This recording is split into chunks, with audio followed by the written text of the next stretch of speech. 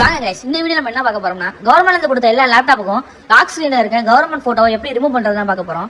So first நம்ம பின்ட்ரெஸ்ட்னு ஒரு website குள்ள போக போறோம். இது வந்து சேஃபான வெப்சைட் கைஸ், யாரும் கவலைப்பட வேணாம். ஸோ ஃப்ரீ வெப்சைட் தான் கைஸ் இருக்கும். இதுக்குள்ள போனீங்கன்னா நிறைய போட்டோஸ் இருக்கும். ஸோ சர்ச் பார்ல உங்களுக்கு மைண்ட்ல என்ன இருக்கோ அதை டைப் பண்ணிட்டு உள்ள போங்க கைஸ். உள்ள போனீங்கன்னா மல்டிபிள்ஸ் போட்டோலாம் வரும் கைஸ். அதில் உங்களுக்கு என்ன போட்டோ வேணுமோ அதை செலக்ட் பண்ணிக்கோங்க. செலக்ட் பண்ணீங்கன்னா ஒரு சில வெப்சைட் வந்து ஒரு சில போட்டோஸ் வந்து ஃப்ரீயாவே இருக்கும், ஒரு சில போட்டோஸ் வந்து பேடுன்னு கேட்கும் கைஸ்.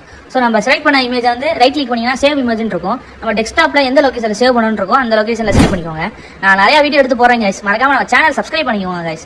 நிறைய பேர் சப்ஸ்கிரைப் பண்ணாம பாக்குறீங்க, ரொம்ப கஷ்டப்பட்டு வீடியோ போட வேண்டியதா இருக்கு. ஸோ மறக்காம சப்ஸ்கிரைப் பண்ணிக்கோங்க. ஸோ செலக்ட் பண்ண இமேஜை வந்து நம்ம ரொட்டேட் பண்ணிக்கிறோம் கைஸ்.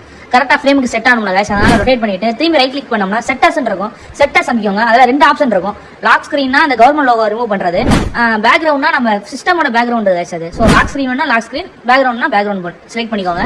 செலக்ட் பண்ணிட்டீங்கன்னா அவ்வளோதான் கைஸ், ஆட்டோமேட்டிக்காக சேவ் ஆயிரும். நீங்க திரும்பி லேப்டாப் ஆன் பண்ணும்போது உங்களுக்கு இந்த போட்டோ தான் கைஸ் வரும்.